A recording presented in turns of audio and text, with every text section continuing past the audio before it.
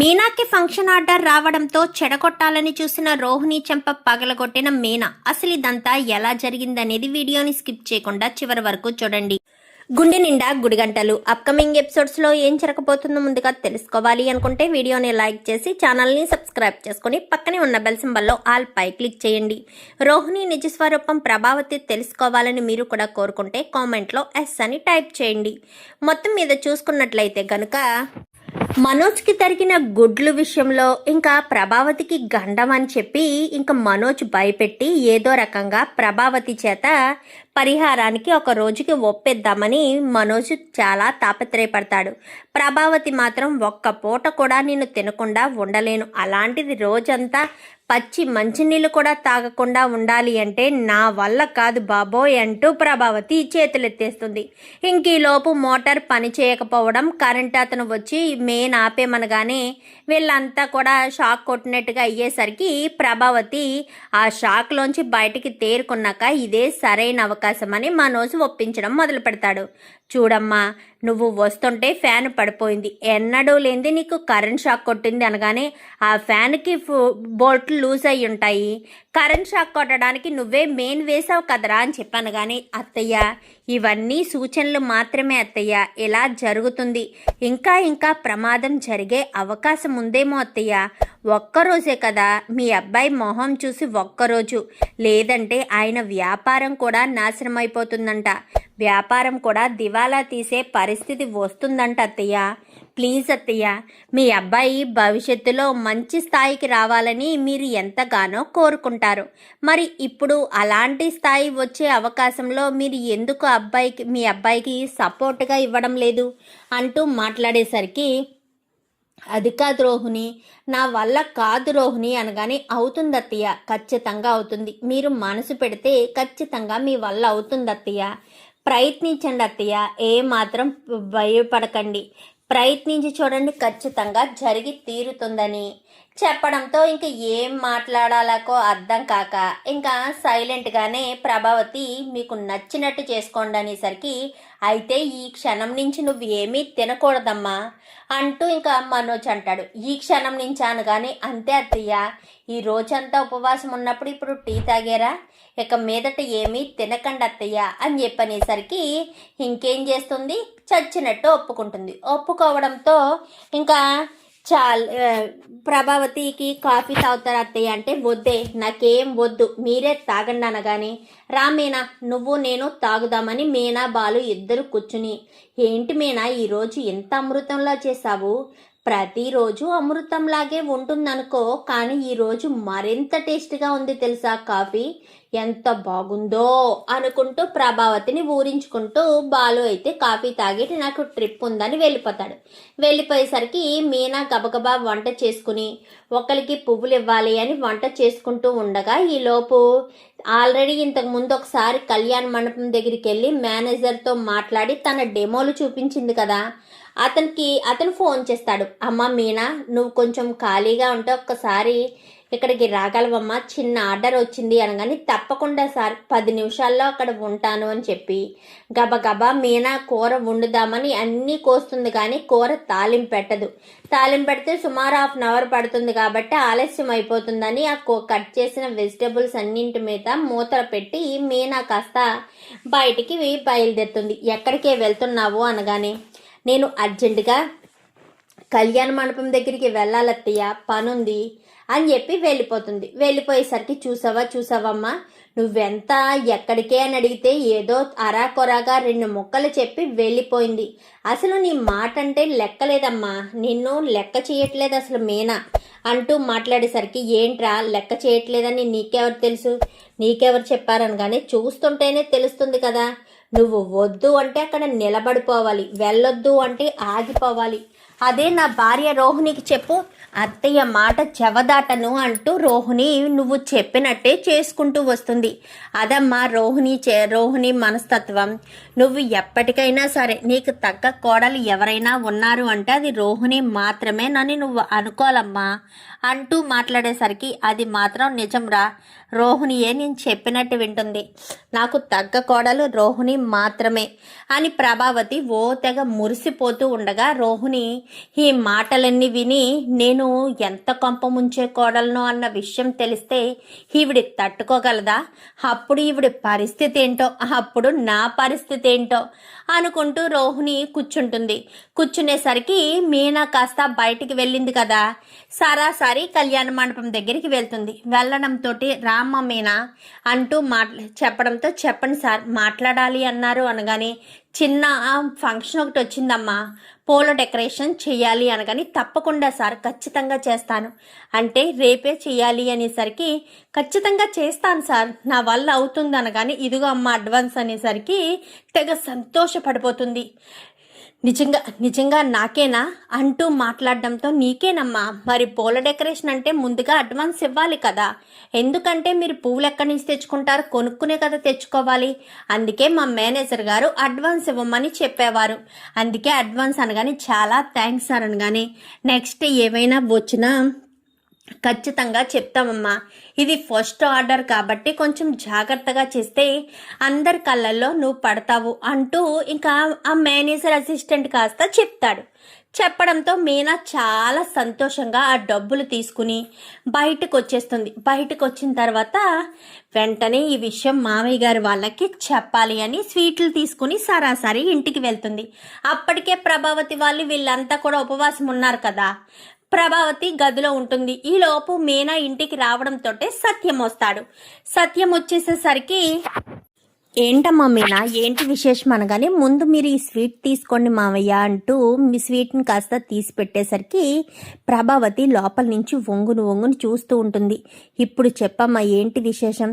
నాకు పూల decoration order వచ్చింది మావయ్య, కళ్యాణ మండపంలో చిన్న పూల డెకరేషన్ ఆర్డర్ వచ్చింది, ఇదిగో ఇప్పుడే వస్తున్నాను, అడ్వాన్స్ తీసుకుని మరీ వస్తున్నాను అనగానే, పోనీలేమ్మా మంచిదే కదా, ఇది మొదటి ఆర్డర్ అనుకుంటా కదమ్మా అని చెప్పి ఇంకా సత్యం అనగానే అవును అనేసరికి, ఏంటి పూల డెకరేషన్ ఆర్డర్ వచ్చిందా, బాగానే ఉందే, రోడ్ల మీద తిరగడానికి నీకు బాగా అవకాశాలు దొరుకుతున్నాయి, ఇప్పటికే ఇంటింటికి పువ్వులు ఇవ్వాలని ఆ బండి వేసుకుని తిరుగుతున్నావు, ఇప్పుడు పూల డెకరేషన్లు అంటే వెళ్ళి అక్కడే కూర్చుంటావేంటి, ఇంటి దగ్గర పనులన్నీ ఎవరు చేస్తారే, ఇంటి దగ్గర వంట పని ఇంటి పని ఎవరు చేస్తారే అంటూ మాట్లాడి ప్రభావతి మీనా మనసుని బాధ పెట్టే ప్రయత్నం చేసేసరికి, ఏంటి ప్రభా ఏమంటున్నావు, మీనా ఏమన్నా ఆడుకోవడానికి లేక షికార్లు చేయడానికి వెళ్తుందనుకుంటున్నావా ఏంటి, తనకు పూల డెకరేషన్ ఆర్డర్ వచ్చింది, అప్పుడు ఆ పూల డెకరేషన్ చేసుకోవాలి కదా, కష్టపడి తన జాబ్ని తను ఇంకా ఇంప్రూవ్మెంట్ చేసుకుంటూ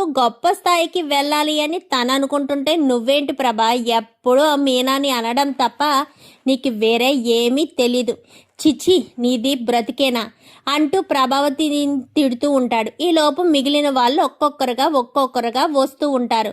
వచ్చేసరికి స్వీట్ తీసుకో రోహిణి అనగానే, ఏంటి విశేషం మీనా అని చెప్పి ఇంకా రోహిణి అడగడంతో, కళ్యాణ మండపంలో ఇలా డెకరేషన్ ఆర్డర్ వచ్చింది అంటూ చెప్పేసరికి, మంచి శుభవార్త, very nice, thank you Meena అంటూ ఇంకా ఒక్కొక్కరికి చెప్తూ ఉండగానే బాలు వస్తాడు. బాలుకు కూడా విషయం చెప్పడంతో బాలు చాలా సంతోషపడిపోతాడు. అయితే మీనాకు పూల డెకరేషన్ ఆర్డర్ వచ్చిందన్నమాట. అవునండి, ఇదిగోండి అడ్వాన్సు అంటూ అడ్వాన్స్ కూడా ఇచ్చేసరికి, అయితే ఈరోజు మనం ఇంట్లో మటన్ బిర్యానీ చేసుకోవచ్చు, మటన్ షాప్కి వెళ్ళి మటన్ తీసుకొస్తాను అని చెప్పి బాలు వెళ్ళబోతుండగా బాలుకి లోపు ఫోన్ వస్తుంది. ట్రిప్ ఉంది అర్జెంటుగా అనగానే, మీనా నేను మటన్ షాప్కి వెళ్ళలేను, నువ్వు మటన్ షాప్కి వెళ్ళి మటన్ తీసుకురా, ఈలోపు నేను చిన్న పనుంది వర్క్ చూసుకుని ఏమేం కావాలో అన్నీ తీసుకొస్తాను. అరే రవి మీ వదినికి సహాయం చెయ్యి అనగానే, ఒకటి చేసుకోలేదా ఏంటి, ఎవరైనా సహాయం చెయ్యాలా అంటూ ప్రభావతి పొల్లిరుపుగా మాట్లాడుతుంది. మీకెందుకంటే అంత బాధపడిపోతున్నారు, రవినే కదా సహాయం చేయమని బాలు చెప్పాడు, సహాయం చేయడంలో తప్పులేదు కదా అనగానే, వాడు కష్టపడే కదా వచ్చాడు, వాడెందుకు చేయాలి, వాడేం అవసరం లేదు, ఆ మీనానే చేసుకోమను అంటూ ప్రభావతి కాస్త కూర్చుంటుంది. ఈరోజు మటన్ బిర్యానీరా, నీ వల్ల నేను ఏమీ తినకుండా పోతున్నాను, అంతా నీ వల్లే అంటూ ఇంకా ప్రభావతి మనోజ్ని తిరుగుతూ ఉండగా రోహిణి గదిలోకి వెళ్తుంది. మీనాకు పూల డెకరేషన్ ఆర్డర్ రావడం ఏంటి? ఇలాగే మీనాకు ఆర్డర్ల మీద ఆర్డర్లు వస్తే పూల డెకరేషన్ ఆర్డర్లో చాలా మిగులుతుందంటారు. సగానికి సగం డబ్బులు మిగులుతాయి, మిగిలిన డబ్బులు పూలకు పోయినా అంటూ మాట్లాడతారు. ఇప్పుడు మీనా కూడా అలాగే సంపాదించడం మొదలెడితే తన చేతిలో కూడా డబ్బులు ఉంటాయి. ఈ మీనాకు ఇది ఆర్డర్ లేకుండా చేయాలి, ఈ ఆర్డర్ క్యాన్సిల్ చేసేయాలి. ఈ ఆర్డర్ విషయంలో ఏదో ఒకటి ఎవరితోకలతో మాట్లాడి ఏదో రకంగా చెయ్యాలి అంటూ ఇంకా రోహిణి కాస్త అనుకుని మీనా దగ్గరికి వెళ్తుంది. ఏంటి మీనా, ఎక్కడికి వెళ్తున్నావు అనగానే మటన్ తీసుకురావడానికి వెళ్ళమని చెప్పారు కదా రోహిణి, అందుకోసమనే మటన్ తీసుకురావడానికి వెళ్తున్నాను. మటన్ తేవడానికి వెళ్తున్నాను రోహిణి, నువ్వు వస్తావా అనగానే నేను రాను అని చెప్పి ఇంకా మీనా కాస్త వెళ్తుంది. వెళ్ళేసరికి మీనాకు అడ్వాన్స్ ఇచ్చారు కదా డబ్బులు, ఆ డబ్బులు దాని మీద కవర్ మీద ఫోన్ నెంబర్ అయితే ఉంటుంది. ఫోన్ నెంబర్ ఉండేసరికి రోహిణి ఇంట్లోంచి బయటికి వెళ్తూ ఆ డబ్బులు తీసి పాడేసిన తర్వాత కవర్ అక్కడే పడిపోయి ఉంటుంది కదా, ఆ కవర్ మీద ఉన్న ఫోన్ నెంబర్ తీసుకుని కళ్యాణ మండపం పేరు అన్నీ కూడా కవర్ల మీద కనిపిస్తాయి. వెంటనే ఆ కవర్ కాస్త తీసుకుని వచ్చేస్తుంది రోహిణి. ఇంకిక్కడ మీనా మటన్ కోసం బయటికి వెళ్ళి ఒకళ్ళకి పువ్వులు ఇచ్చి ఎక్కడ తీసుకోవాలా అని ఆలోచిస్తూ ఉండగా ఈలోపు తెలిసిన అక్కొక్కరు వస్తారు. ఏంటి మీనా ఎక్కడున్నావు అనగానే నేను పని మీద వెళ్తున్నానక్క, మటన్ బిర్యానీ చేయడం కోసం అంటూ చెప్పేసరికి ఏంటి మటన్ బిర్యానీయా, ఏదైనా విశేషమా అని అక్క అడిగేసరికి లేదక్క, ఇలా చిన్న పూల ఆర్డర్ వచ్చింది, అందుకని ఆయన మటన్ బిర్యానీ చేయమని చెప్పారు. నీకు బాగా వచ్చు కదక్క, కొంచెం ఏమనుకోకుండా నువ్వు నాకు సహాయం చేయగలవా? లేదమ్మా మీనా, ఏమీ అనుకోవద్దు, నేనిప్పుడు 11 గంటలకి ఊరు వెళ్తున్నాను, అందుకే వేళ పూల షాపు కూడా తీయలేదు, అందుకోసమేనమ్మా అంటూ మాట్లాడేసరికి అవునక్క, సరే నన్ను అక్కడ వరకు డ్రాప్ చేయి, నీకు ఏ విషయం చెప్తాను, ఎలా చేయాలో ఏంటో చెప్తాను, మటన్ కూడా ఎక్కడ కొనాలో తెలియదక్క అంటూ చెప్పేసేసరికి అవునా, నాకు తెలిసిన ఒక అన్న షాప్ ఉంది, అక్కడ అన్న అయితే బిర్యానీకి ఏం పీసెస్ కావాలో దేనికి ఏం కావాలో అన్నీ కూడా అన్న దగ్గర ఉంటాయి, పద అక్కడికి వెళ్దామని ఆ షాపు ఎవరో కాదు మాణిక్యం షాపు. అంటే రోహిణి మేనమామ అంటూ తీసుకొచ్చింది కదా మాణిక్యాన్ని, జూనియర్ ఆర్టిస్ట్ని, వాడి మటన్ షాప్ దగ్గరికే రోహిణి మీనానైతే ఆ అక్క తీసుకుని వెళ్తుంది. తీసుకువెళ్ళేసరికి మీనా కరెక్ట్గా షాప్ దగ్గరికి వెళ్ళడంతో బాలు ఫోన్ చేస్తాడు. ఏంటి మీనా ఎక్కడున్నావు, తీసుకున్నావా మటను, వచ్చేస్తున్నావా అనగానే లేదండి తీసుకోవడానికే వచ్చాను, మీరు ఇంటికి వెళ్ళి అన్నీ కూడా చూడండి, రవీంద్ర సహాయంతో ఏమేం చేయాలో అన్నీ చూడండి, నేను ఈలోపు తీసుకుని వచ్చేస్తాను అంటూ చెప్పడంతో సరే అయితేనని ఇంకా అక్కడి నుంచి కాస్త బాలు బయలుదేరిపోయి ఇంటికి వచ్చి రవితో కలిసి అవన్నీ చూస్తాడు. ఇంకా మీనా ఫోన్ మాట్లాడేలా తిరిగేసరికి వాడు కాస్త మీనాని చూస్తాడు. మీనా మటన్ షాప్ వాడిని చూడదు.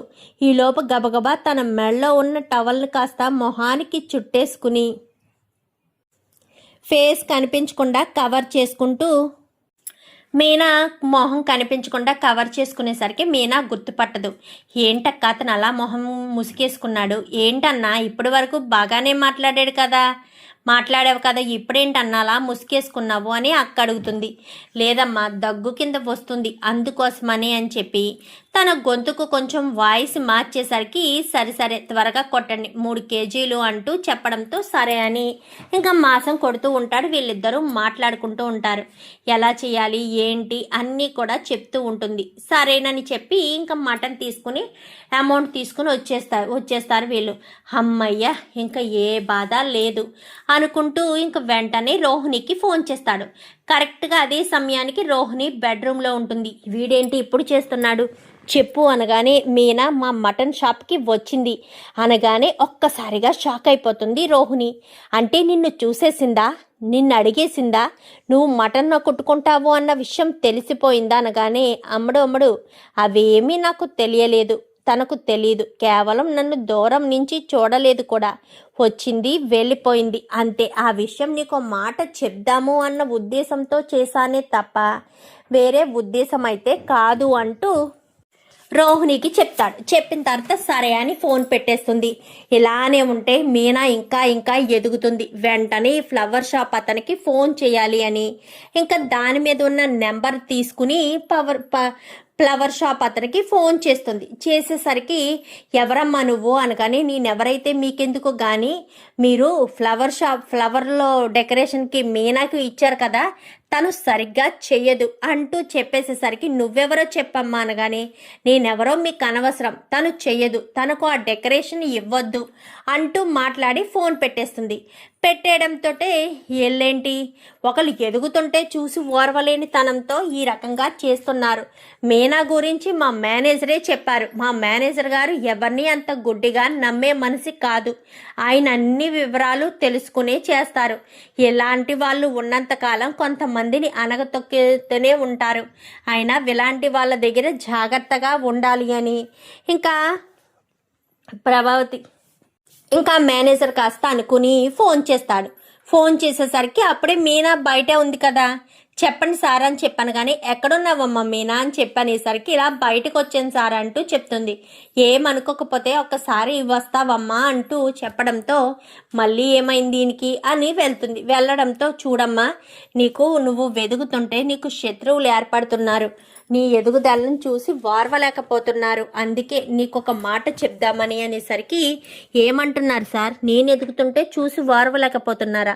ఎవరి వాళ్ళు, ఎవరి గురించి మాట్లాడుతున్నారు అని మీనా మేనేజర్ని అడుగుతుంది.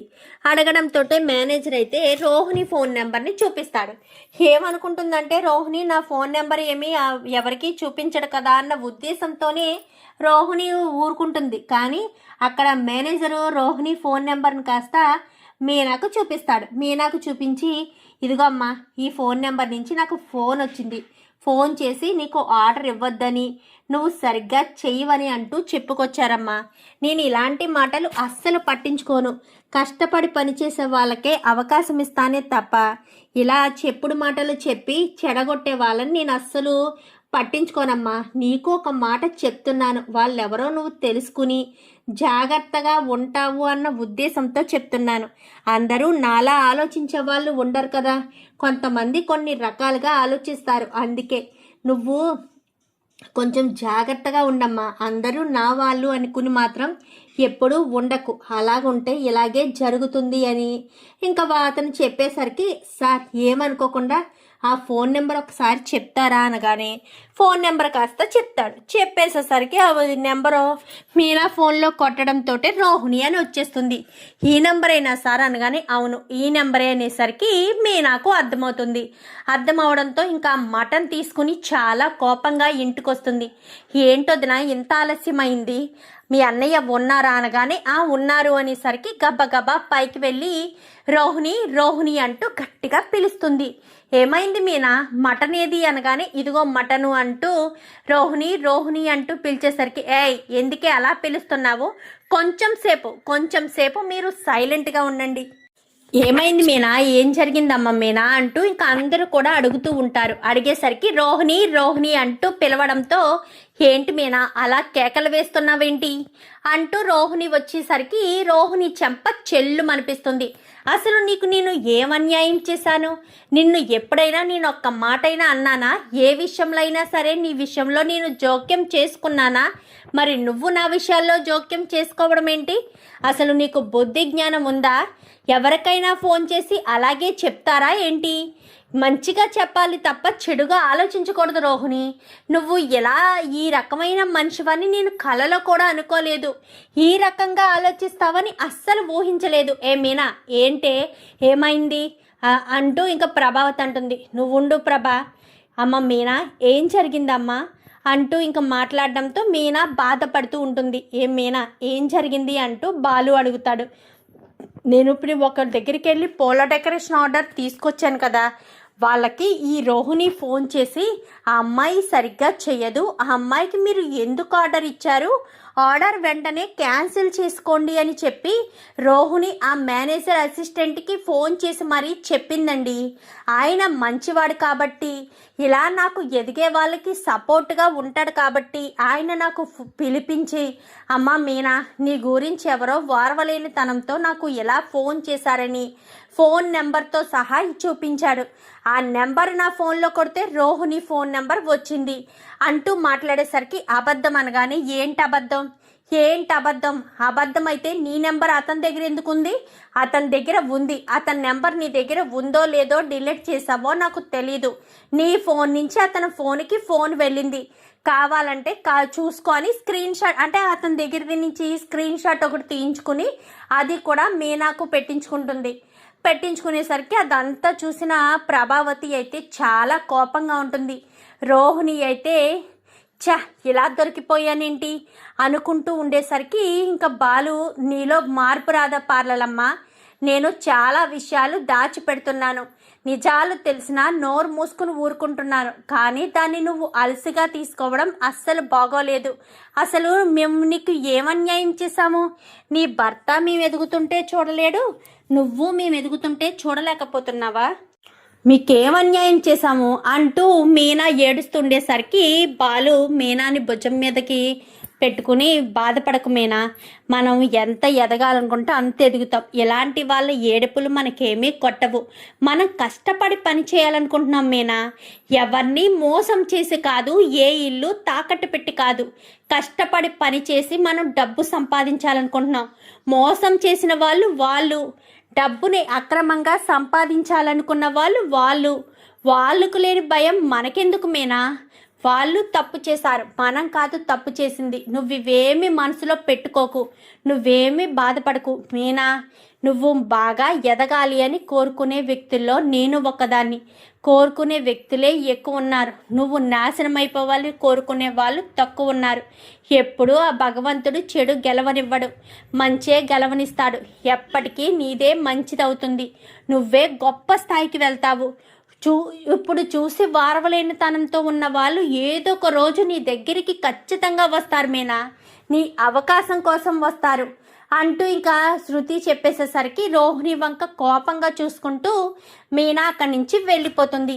ఇంకా ప్రభావతి నీకేమన్నా పిచ్చి పట్టిందా ఏంటి, అలా ఎందుకు చేశావు అంటూ మాట్లాడేసరికి ఇంకెందుకు చేస్తుంది, మీనా ఎదుగుతుంటే చూసి వారవలేని తనంతో ఎక్కడికి తనకు ఇలాంటివి వచ్చేస్తాయో, ఇలాంటి డెకరేషన్లు వచ్చేస్తే తను గొప్ప స్థాయికి ఎదుగుతుందని రోహిణి చూడలేకపోయింది. ప్రభా, ఒకేలాంటి పక్షులు ఒక గూటికి చేరుకోవడం అంటే ఇదేనేమో, నీకు స్వార్థబుద్ధే, ఆ మనోజ్ గారిది స్వార్థబుద్ధే, ఈ రోహిణిది స్వార్థబుద్ధే, ముగ్గురు బాగానే సెట్ అయ్యారు ఒక చోట, మీలాంటి వాళ్ళు ఎదుటి వాళ్ళని ఎదగనివ్వరు కదా, మీ మనస్తత్వం ఎదుటి వాళ్ళు ఎదుగుతూ ఉంటే చూసి ఓర్వలేని తనంతో ఈ రకంగా కుళ్ళుకుంటారు. చిచ్చి, మీది ఒక బ్రతికేనా, తను నీ తోటి కోడలే కదా, నీకు చెల్లెల్లాంటిదే కదా, ఆ మాత్రం నువ్వు ఆలోచించలేకపోయావా, చిచ్చి ఏం మనుషులల్లా, ఇలాంటి వాళ్ళనా నేను ఇంట్లో భరిస్తున్నాను, ఇలాంటి వాళ్ళతోనా నేను ఇంట్లో ఉంటున్నాను, మిమ్మల్ని ఇంట్లోంచి బయటికి పంపించేయడానికి కూడా నాకు చిరాకు అనిపిస్తుంది, అందరూ కలిసి ఉండాలి అన్న ఒకే ఒక్క కారణం చేత ఇంకా ఎవరిని ఏమీ అనలేకపోతున్నాను, లేదంటే ఇలాంటి తప్పుడు పని చేసినందుకు వాళ్ళని ఇంట్లోంచి బయటకు గెంటేయడమే సరైన పరిష్కారం అని నేను అనుకుంటాను అని చెప్పి ఇంకా సత్యం కాస్త తిట్టి అక్కడి నుంచి వెళ్ళిపోతాడు.